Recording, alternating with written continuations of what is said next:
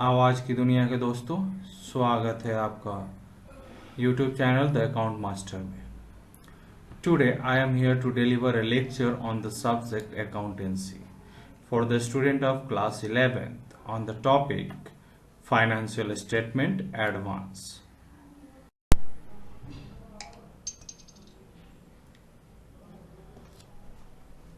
Financial statement is a formal record of financial activities and position of business. किसी भी business का financial position और financial activities को जानने के लिए हम लोग फाइनेंशियल स्टेटमेंट बनाते हैं। ठीक है, इसको बनाने के लिए एक फॉर्मेट होता है, फॉर्मेट के आधार पे हम लोग फाइनेंशियल स्टेटमेंट बनाते हैं so that it is easy to understand कि what is the gross profit, what is the net profit, what is the financial position of a business organization. Component of financial statement, financial statement में हम क्या क्या बनाते हैं। तो financial statement में सबसे पहले हम लोग बैलेंस शीट बनाते हैं। It shows A statement of financial position, financial position को शो करता है जिसमें बिजनेस ऑर्गेनाइजेशन का एसेट्स, लायबिलिटीज, कैपिटल एक पार्टिकुलर डेट में दिखाया जाता है। यहाँ पे बिजनेस का जितना भी एसेट्स और लायबिलिटीज होता है वो यहाँ पे हम लोग दिखाते हैं ऑन डिफरेंट साइड। एक साइड को एसेट साइड बोलते हैं और दूसरे साइड को लायबिलिटी साइड बोलते हैं। दूसरा, इनकम स्टेटमेंट।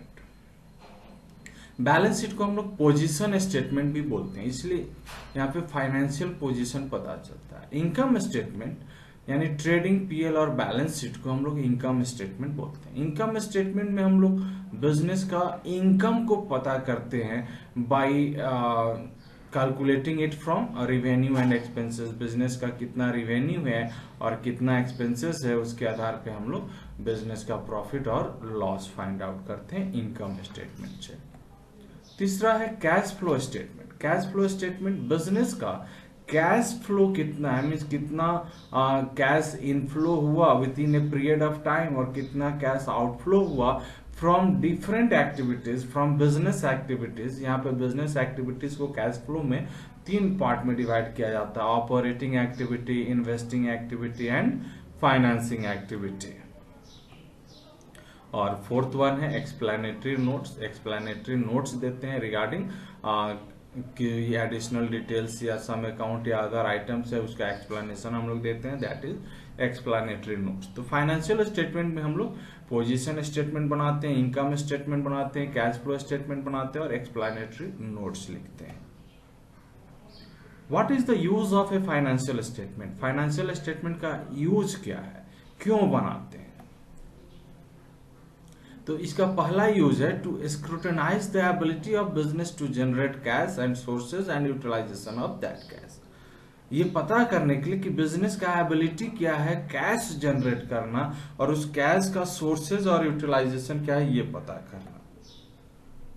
दूसरा है to ascertain whether a business has the capacity to pay back its debt. Business के पास ये कैपेसिटी है कि नहीं कि वो जो कर्ज लिया है वो वापस कर सकता है, ये जानने के लिए भी हम लोग फाइनेंशियल स्टेटमेंट बनाते हैं। थर्ड है to help track financial result on a trend line to spot any looming profitability. तो एक प्रॉफिटेबिलिटी को ट्रैक करने के लिए कि पिछले साल हम इतना प्रॉफिट कमाए तो इस साल इतना कमाएंगे, अगले साल इतना कमाएंगे, तो ये जो ट्रैक रिकॉर्ड है इसको जानने के लिए भी फाइनेंशियल स्टेटमेंट बनाया जाता है। फोर्थ है to help derive financial ratio from the statement that can indicate the condition of business. Financial ratio, there are different accounting ratios जैसे लिक्विडिटी रेशियो, सॉल्वेंसी रेशियो, ये सारा रेशियो, प्रॉफिटेबिलिटी रेशियो, ये निकालने के लिए हम लोग फाइनेंशियल स्टेटमेंट बनाते हैं। Lastly to investigate the particulars of certain business transaction as mentioned in the disclosure that a company along with the statement. हम ये जानने के लिए भी फाइनेंशियल स्टेटमेंट बनाते हैं कि बिजनेस का जो ट्रांजैक्शंस है उससे बिजनेस क्या इनकम हो रहा है, क्या लॉस हो रहा है। If a business has to plan its issue in financial statement to outside users, such as business के outside users भी होते हैं जैसे investors, creditors, उनको भी financial statement चाहिए होता है for information, और that is most important that the financial statement should be audited to verify its accuracy। Financial statement को ऑडिट करते हैं ताकि इसका एक्यूरेसी को विश्वास किया जा सके। Some users of financial statement, financial statement के यूजर्स कौन कौन है? तो सबसे फर्स्ट में हम लोग देखते हैं क्रेडिटर। क्रेडिटर मतलब वह व्यक्ति जो बिजनेस को कर्ज दिया हुआ है, जिसको पैसा वापस लेना है, तो उसको क्या फाइनेंशियल स्टेटमेंट चाहिए? तो वो ये जानने के लिए फाइनेंशियल स्टेटमेंट देखता है कि उसका जो ड्यूज है वो रिकवर होगा या नहीं होगा। सेकेंड वन है गवर्नमेंट। गवर्नमेंट को क्यों चाहिए? तो गवर्नमेंट इस जानने के लिए फाइनेंशियल स्टेटमेंट या इंफॉर्मेशन चाहिए होगा ताकि वो कैलकुलेट कर सके कि सरकार को टैक्स कितना मिलना है। थर्ड वन है मैनेजमेंट। मैनेजमेंट को भी चाहिए फाइनेंशियल इंफॉर्मेशन। क्यों चाहिए?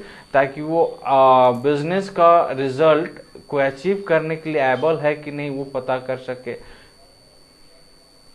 एम्प्लॉयज को क्यों चाहिए? ताकि वो बिजनेस उनको सैलरी समय पे दे पाएगा या नहीं, बिजनेस उनको बोनस देगा या नहीं, ये जानने के लिए भी उनको फाइनेंशियल स्टेटमेंट चाहिए होता है।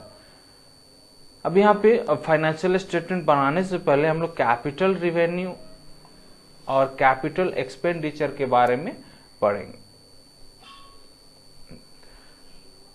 बिजनेस में हम लोग पहले भी देखे गोइंग कंसर्न कंसेप्ट जो होता है उसके अनुसार बिजनेस में जो एक्सपेंडिचर होते हैं वो दो प्रकार के होते हैं, capital expenditure and revenue expenditure, capital receipt and revenue receipt. तो इनके बारे में जानना जरूरी है ताकि हम आसानी से आइडेंटिफाई कर सके कि कौन सा खर्चा ड्यूरिंग द पीरियड जो हुआ है वो कैपिटल नेचर का है, कौन सा रिवेन्यू नेचर का है।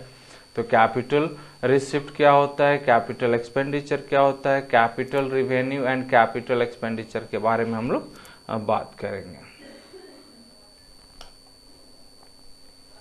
कैपिटल एक्सपेंडिचर क्या होता है? तो कैपिटल एक्सपेंडिचर वैसा खर्चा जो बिजनेस में फिक्स्ड एसेट से रिलेटेड हो। जैसे हम फिक्स्ड एसेट्स नया खरीद के लाए तो कैपिटल एक्सपेंडिचर, फिक्स्ड एसेट्स को रिप्लेस किए, उसमें इंप्रूवमेंट किए, उसको एक्सटेंड किए, तो वैसा जितना भी खर्चा होगा that is known as capital expenditure.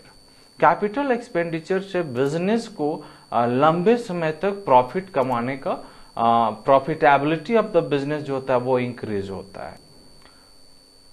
Second है रिवेन्यू एक्सपेंडिचर, वैसा खर्चा जो बिजनेस की प्रॉफिटेबिलिटी और प्रोडक्टिविटी को इंक्रीज करता है, बिजनेस का प्रॉफिट अर्निंग कैपेसिटी को इंक्रीज करता है, उसको रिवेन्यू एक्सपेंडिचर बोलते हैं। जैसे सामान बेचे, जितना ज्यादा सामान बेचेंगे उतना ज्यादा प्रॉफिट होगा, that is revenue expenditure. Revenue expenditure में हम लोग देखते हैं wages, salary, printing, stationery, electricity bill, repairs, maintenance, ये सारा जो एक्सपेंसेस होता है वो रिवेन्यू एक्सपेंडिचर कहलाता है।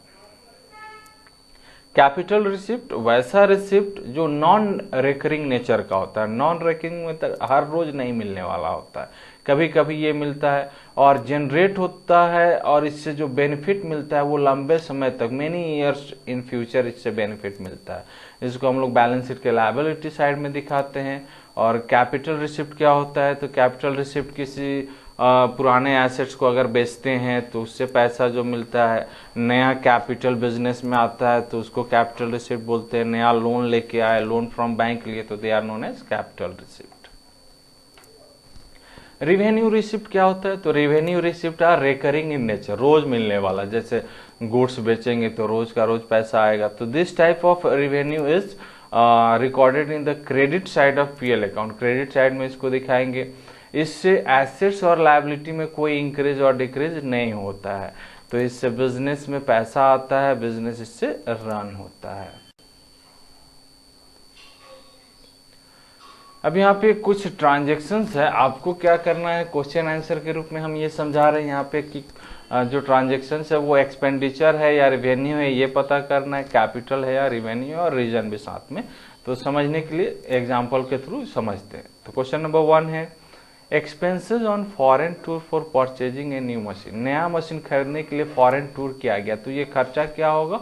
तो ये खर्चा कैपिटल खर्चा होगा, क्योंकि हम लोग फिक्स्ड एसेट से रिलेटेड इसमें एक्सपेंडिचर करने जा रहे हैं, तो इसको हम लोग कैपिटल एक्सपेंडिचर बोलेंगे। सेकंड क्वेश्चन है ₹2000 spent to remove a worn out part and replace it with a new engine। Machine का कुछ पार्ट था जो पुराना हो गया था, खराब हो गया था, उसको रिप्लेस किया और 2000 रुपया खर्च हुआ।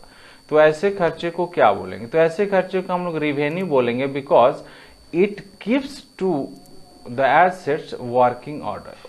वो एसेट्स को काम करने लायक बनाने के लिए हम खर्च किए, इसलिए ये रिवेन्यू नेचर का खर्चा होगा।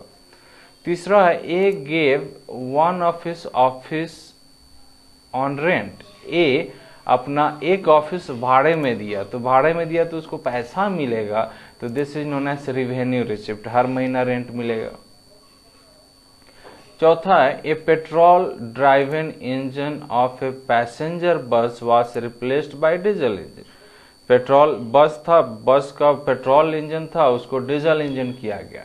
तो इसमें जो खर्चा हुआ that is known as capital expenditure, because it increase the earning capacity of the business by lowering the cost. यानी कि बिजनेस का जो बस था, बस का इंजन को चेंज किया गया, जिससे कॉस्ट कम लगेगा और अर्निंग ज्यादा होगा।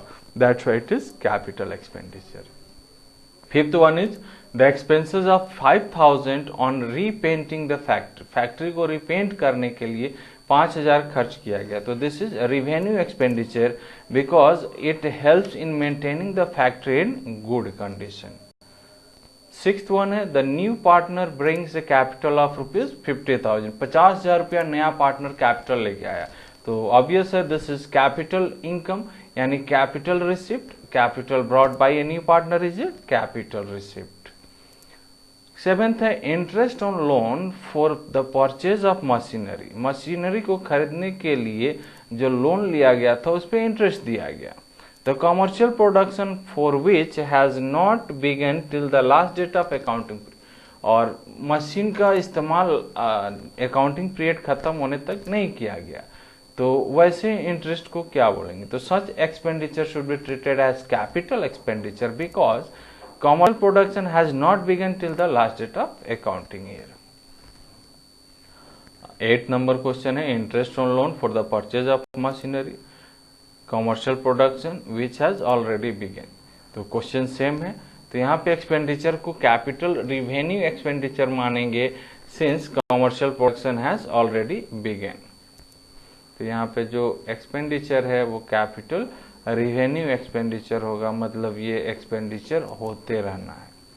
तो आई होप कि यहाँ पे आपको capital expenditure, revenue expenditure, capital revenue, income expenditure ये आपको क्लियर हो गया। फिर आगे चलते हैं। ऑपरेटिंग प्रॉफिट क्या होता है? तो ऑपरेटिंग प्रॉफिट जो बिजनेस के कोर ऑपरेटिंग एक्टिविटीज से जनरेट होता है that is known as operating profit.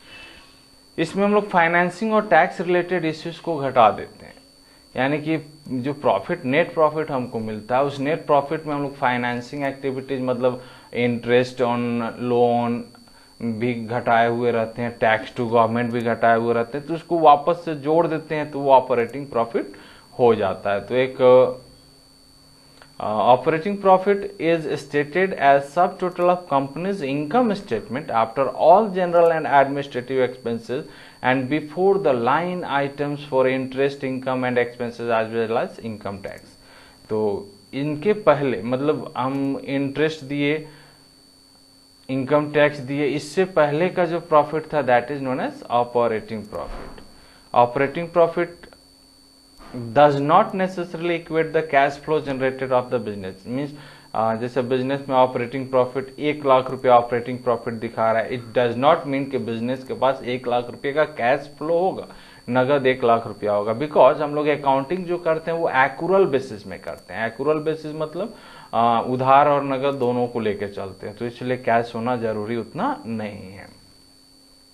Operating profit कैसे निकालते हैं, तो जितना रिवेन्यू हुआ, रिवेन्यू मतलब सेल्स, जितना सेल्स हुआ उसमें हम लोग labour, cost of goods sold plus expenses incurred on normal course of business, यानी कि cost of goods sold COGS, और उसमें हम लोग लेबर को डायरेक्ट एक्सपेंसेस जोड़ देते हैं, और जो नॉर्मल कोर्स ऑफ बिजनेस जैसे सैलरी, रेंट, ये सारा को जोड़ के जब रिवेन्यू से घटाते हैं तो ऑपरेटिंग प्रॉफिट आता है। ठीक है। इंपॉर्टेंस ऑफ ऑपरेटिंग प्रॉफिट क्या है, तो ऑपरेटिंग प्रॉफिट से बिजनेस का एफिशिएंसी का पता चलता है, यानी कि जितना ज्यादा ऑपरेटिंग प्रॉफिट होगा बिजनेस उतना ही प्रॉफिटेबल होगा, जितना कम ऑपरेटिंग प्रॉफिट होगा बिजनेस उतना ही कम प्रॉफिटेबल होगा। तो ऑपरेटिंग प्रॉफिट इंक्रीज होने से बिजनेस का प्रॉफिटेबिलिटी भी इंक्रीज होता है, और ऑपरेटिंग प्रॉफिट डिक्रीज होने से बिजनेस का प्रॉफिट अर्निंग कैपेसिटी भी डिक्रीज होता है। तो that is the importance of operating profit.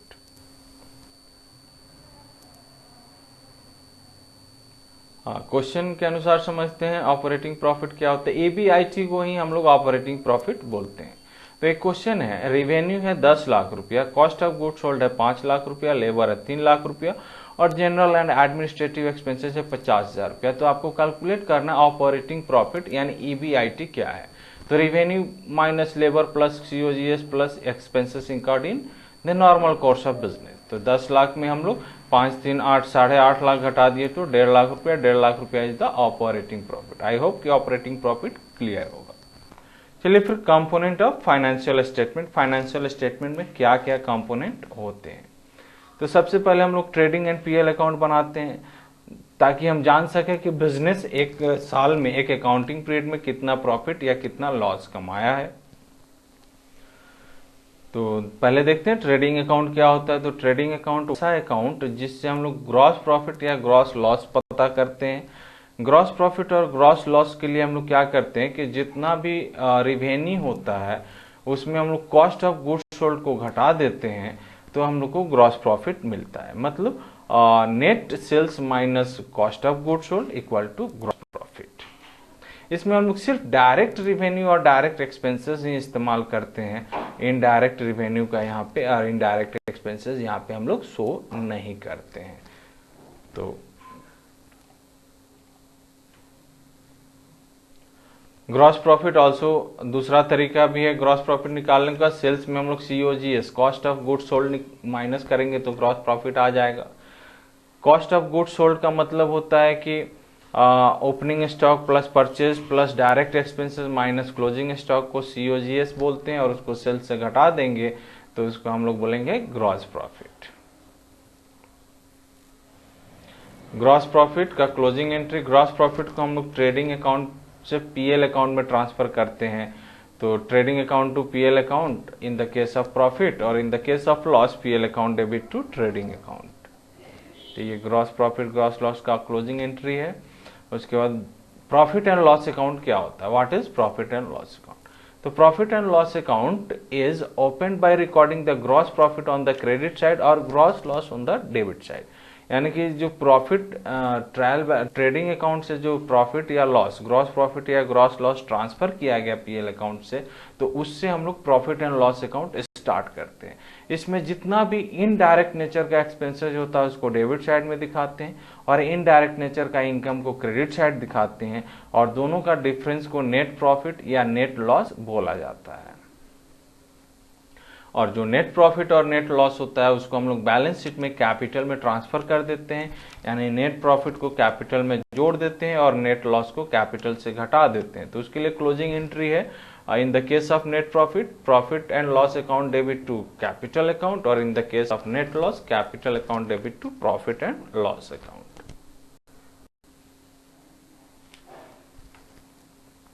एक क्वेश्चन है, ट्रायल बैलेंस दिया हुआ है, trial balance following trial balance has been taken out from the book of XYZ as on 31 December 2009। Debit side और क्रेडिट साइड दोनों side का item दिया हुआ है। टोटल 7,95,500 है दोनों साइड का, और क्लोजिंग स्टॉक दिया हुआ है 90,000। आपको ट्रेडिंग PL और बैलेंस शीट बनाना है।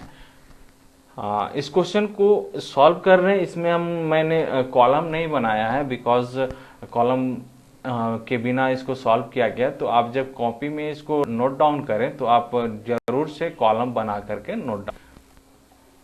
तो ट्रेडिंग एंड पीएल अकाउंट का format, trading and PL account in the book of XYZ for the year ending on 31st December 2009. Particulars amount। तो इधर में हम लोग लिखते हैं ओपनिंग स्टॉक 60,000, टू और बाई लिखते हैं। यहाँ पे टू और बाई नहीं लिखा गया, आप टू और बाई लिख लेंगे। तो यहाँ पे आया जब सेल्स और क्लोजिंग स्टॉक जोड़ने से आया 5,68,000, उसमें हम लोग opening stock purchase carriage inward wages को घटाए तो 3,14,000 ग्रॉस प्रॉफिट आया। इसको हम लोग ट्रांसफर कर दिए। ट्रांसफर करने से उसके बाद पीएल अकाउंट में बाकी जो इनडायरेक्ट एक्सपेंसेस और इनकम थे उसको जोड़े तो नेट प्रॉफिट आया 2,64,500। Balance sheet of XYZ as on 31st December 2009।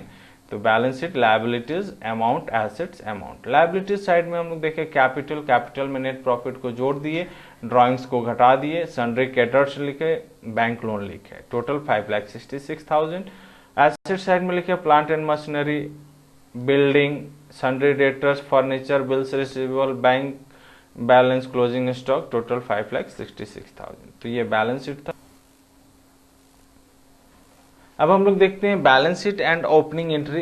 तो बैलेंस शीट जब हम बनाते हैं तो इसमें हम लोग ओपनिंग एंट्री देते हैं, और विदाउट दिस एंट्री जैसे हम बोलते हैं कि फाइनेंशियल स्टेटमेंट का ट्रू एंड फेयर व्यू जो होता है वो मुश्किल हो सकता है। मीन्स बिना इस एंट्री का फाइनेंशियल स्टेटमेंट का ट्रू एंड फेयर व्यू नहीं हो सकता है। तो let's understand how to pass and opening entry. Opening entry कैसे पास करते हैं।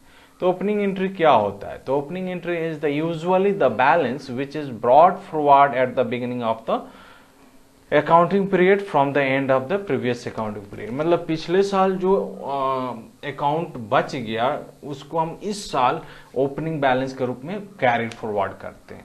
जैसे हम स्टॉक सामान खरीद के लाए, बेचे, कुछ सामान बच गया, that is closing stock for the previous year, और वही क्लोजिंग स्टॉक इस साल के लिए ओपनिंग बैलेंस हो जाता है, ओपनिंग स्टॉक हो जाता है। तो this is the opening entry. Opening balance is the amount of capital और fund in the company's account to start the new financial year. It is very first entry in the account. In the opening operating form, the ending balance at the end of 1 month or 1 year become the opening balance for the next month or accounting year. The balance may appear on the credit or debit side of the ledger as the case may be. जैसा case है वैसा हम debit side या credit side में लिख सकते हैं। How to pass an opening entry, कैसे पास करते हैं। तो ओपनिंग एंट्री पास करते हैं तो when the next financial year begins the accountant pass one journal entry at the beginning of every financial year in which he shows all the opening balances of the assets and liability include capital. After that, the journal entry is called an opening journal entry because all assets have a debit balance, so that they are debited in the opening journal entry, and all liabilities have credit balance and hence they are credited in the opening journal entry. तो जितना assets होता है उसको debit balance कर देते हैं और जितना लायबिलिटीज होता है उसको क्रेडिट बैलेंस कर देते हैं ओपनिंग जर्नल एंट्रीज में। तो assets account debit to liabilities account to capital account, तो ये जर्नल एंट्री होता है। In the case of assets exceed liability, जब लायबिलिटी से ज्यादा एसेट्स होगा then that amount is known as capital. तो capital equal to assets minus liability, mathematical formula के अनुसार देखें तो वही होता है। Different assets and liability will be positive and excess value of assets will be shown in the as capital on the credit of journal entry. जितना capital जितना liability से ज्यादा एसेट्स होगा उसको कैपिटल बोलेंगे और उसको लायबिलिटी साइड में शो करेंगे।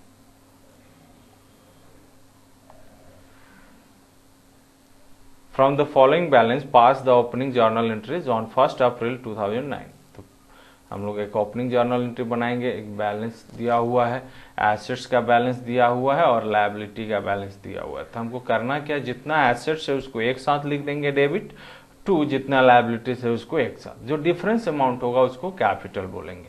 तो सॉल्व करते हैं। Building account debit,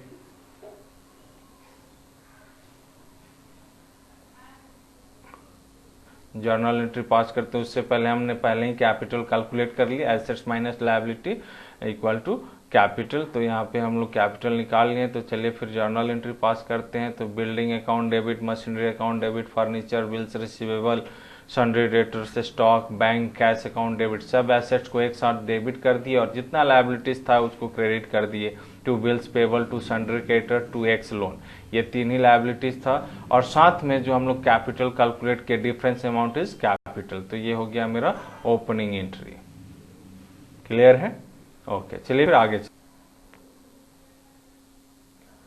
stake holders and their information requirement. Business का जो फाइनेंशियल स्टेटमेंट है उससे जो इंफॉर्मेशन होता है वो डिफरेंट स्टेक होल्डर्स को जरूरत होता है। तो क्या जरूरत होता है उसको देखते हैं। मालिक को क्यों चाहिए? तो मालिक इसलिए चाहता है फाइनेंशियल स्टेटमेंट कि उसको पता चल सके कि उसका इन्वेस्टमेंट जो है बिजनेस पे उसको वो क्या रिटर्न पाया। मैनेजमेंट इसलिए चाहता है कि उसको पता चल सके कि बिजनेस का प्रॉफिटेबिलिटी, लिक्विडिटी, कैश फ्लो कितना है हर महीना हर साल, उसको वो जान करके अपना डिसीजन ले सके। कंपटीटर को चाहिए? तो कंपटीटर को इसलिए चाहिए कि वो कितना प्रॉफिट अर्न कर रहा है ताकि वो अपना फाइनेंशियल स्टेटमेंट उसके अनुसार इवैल्यूएट कर सके। कस्टमर को क्यों चाहिए? तो कस्टमर को इसलिए चाहिए कि बिजनेस के साथ वो कॉन्ट्रैक्ट करेगा तो उसको फायदा होगा या नहीं, कंपनी सही समय पे उसको गुड सप्लाई कर पाएगी कि नहीं, तो ये जानने के लिए कस्टमर स्टेटमेंट चाहिए होता है। एम्प्लॉय को क्यों चाहिए? तो एम्प्लॉय को इसलिए चाहिए कि उसको पता चल सके कि कंपनी समय पे सैलरी देगी कि नहीं देगी, बोनस देगी कि नहीं देगी। तो ये सारा चीज को जानने के लिए एम्प्लॉयज को फाइनेंशियल स्टेटमेंट चाहिए होता है। गवर्नमेंट को क्यों चाहिए? तो गवर्नमेंट को इसलिए चाहिए कि गवर्नमेंट ये पता कर सके कि कंपनी जो टैक्स पे कर रही है वो सही अमाउंट में दे रही है कि नहीं दे रही है, वो जितना भी अपने अकाउंट्स बना रहा है वो लॉ के अनुसार है कि नहीं, ये जानने के लिए फाइनेंशियल स्टेटमेंट गवर्नमेंट को चाहिए। एनालिस्ट को क्यों चाहिए? तो एनालिस्ट को इसलिए चाहिए ताकि वो फाइनेंशियल रिकॉर्ड को एनालाइज करके और उनके सिक्योरिटीज के ऊपर में मीन्स शेयर डिवेंचर में पैसा लगा सके या अपने क्लाइंट्स को लगाने के लिए मोटिवेट कर सके। क्रेडिटर्स को इसलिए चाहिए कि वो पता कर सके कंपनी के पास एबिलिटी है उसके कर्ज को वापस करने का या नहीं, कंपनी को जो वो लोन दिया है, जो उधार में सामान सप्लाई किया, वो पैसा कंपनी वापस कर पाएगी कि नहीं, ये जानने के लिए उसको फाइनेंशियल स्टेटमेंट का इंफॉर्मेशन चाहिए होता है। सप्लायर को कि वो कंपनी को जो क्रेडिट दिया है वो क्रेडिट वापस मिलेगा या नहीं, और फ्यूचर में क्रेडिट देना चाहिए या नहीं देना चाहिए, इसलिए उसको फाइनेंशियल स्टेटमेंट चाहिए होता है। ट्रेड यूनियन को क्यों चाहिए? तो ट्रेड यूनियन को इसलिए चाहिए कि ट्रेड यूनियन के यूनियन मेंबर्स को जो कंपनसेशन कंपनी देने के लिए प्रॉमिस किया है वो सही समय पे दे पाएगी कि नहीं दे पाएगी, ये जानने के लिए। तो there are various users of the financial statement जिनको फाइनेंशियल स्टेटमेंट चाहिए होता है जिससे वो अपना डिसीजन ले सके as and when they are desire to take such information. I hope this lecture is highly beneficial for the students of commerce. Thanking you. Be happy and make someone happy. Have a great day. Thank you.